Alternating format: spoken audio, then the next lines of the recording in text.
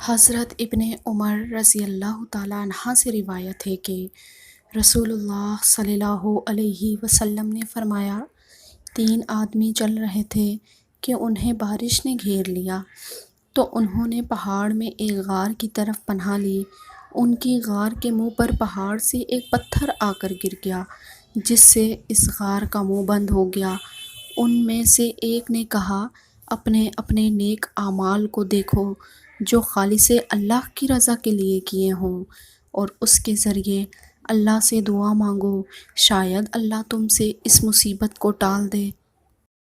تو ان میں سے ایک نے عرض کیا، اے اللہ، میرے والدین بہت بوڑھے تھے، اور میری بیوی بھی تھی، اور چھوٹے چھوٹے بچے بھی تھے، اور میں جنگل میں مویشی چرایا کرتا تھا۔ جب میں ان کے پاس شام کو واپس آتا تو دودھ نکالتا تو میں اپنے والدین سے ابتدا کرتا اور انہیں اپنے بچوں سے قبل پلاتا۔ ایک دن جنگل کے دور ہونے کی وجہ سے مجھے تاخیر ہو گئی، اور میں رات کو آیا تو میں نے اپنے والدین کو سویا ہوا پایا۔ میں نے پہلے کی طرح دودھ دھویا اور دودھ کا برتن لے کر ان کے سرہانے کھڑا ہو گیا۔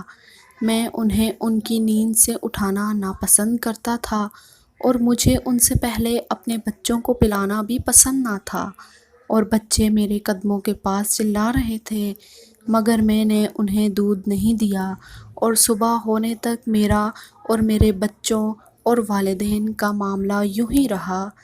پس تو جانتا ہے کہ میں نے یہ عمل صرف اور صرف تیری رضا کے لیے کیا تھا۔ تو ہمارے لیے کچھ کشادگی فرما دے جس سے ہم آسمان کو دیکھ سکیں۔ پس اللہ نے ان کے لیے اتنی کشادگی فرما دی کہ انہوں نے آسمان دیکھا۔ اور دوسرے نے عرض کیا، اے اللہ، میری ایک چچا زاد بہن تھی جس سے میں محبت کرتا تھا، جس طرح مردوں کو عورتوں سے سخت محبت ہوتی ہے۔ میں نے اس سے اس کی ذات کو طلب کیا، یعنی بدکاری کا اظہار کیا، تو اس نے 100 دینار لانے تک انکار کر دیا۔ میں نے بڑی محنت کر کے 100 دینار جمع کیے اور اس کے پاس لایا۔ پس جب میں اس کی دونوں ٹانگوں کے درمیان بیٹھ گیا تو اس نے کہا، اے اللہ کے بندے، اللہ سے ڈر اور مہر کو اس کے حق نکاح کے بغیر نہ کھول۔